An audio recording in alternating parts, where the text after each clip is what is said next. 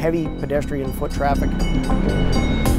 You also have several lanes of traffic in both directions, and which makes it unique. You have a train, above ground train system that runs in between the traffic up and down some of the main streets around here, Commonwealth Ave, Beacon Street. There are cars everywhere, and some of these intersections, like at the BU Bridge, are crazy. So not only do you have to have your head on a swivel looking for cars, trains, but also pedestrians stepping off to the sidewalk into the street. So it makes for a very dangerous environment for a cyclist. People don't necessarily follow the rules in cars or on foot or on bikes. I think that the biggest things that bad bikers do, blowing through red lights. BU PD, Boston PD, and Brookline PD have been out there heavily campaigning for safety and awareness, stopping people, giving them informative information on pamphlets, instructing them to wear helmets. We've given bike helmets away free of charge. You're all set, partner. All right, thank you. Be safe. Thank you very much. And also, we have signage on the streets to educate the pedestrians. Look both ways before you step off the sidewalk. Look to your left. They've painted stencils in the lines in the bike lanes.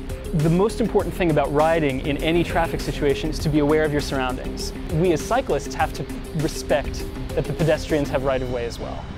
But it's even more important to respect that the cars have their right-of-way, because if you get hit by a car, you as a cyclist are the one that's going to lose.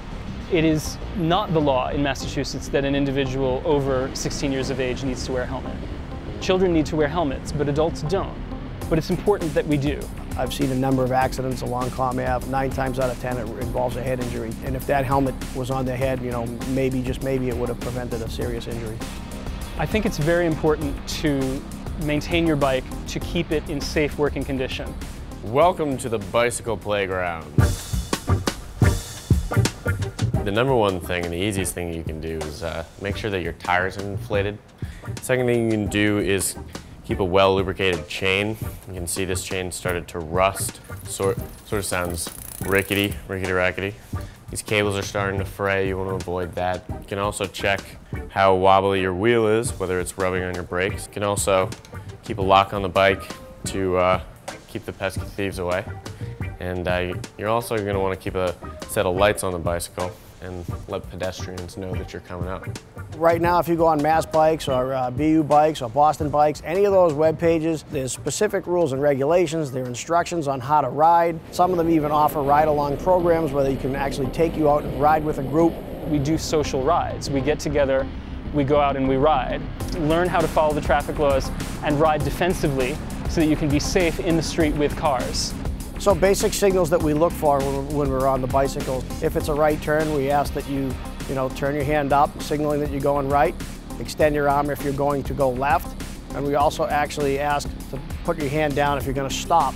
Everybody kind of has their own version of what they interpret as what the signals could be. But if we could get cyclists to use any kind of signal that's going to help prevent any accidents or injuries, that's going to go a long way. Cyclists needs to remember that they're a cyclist and they have their own rules that they have to follow. If they follow those things and they stay aware of their surroundings, they will stay safe. We ourselves are cyclists, we're cops on bikes, and we're out there cycling as any other cyclist would.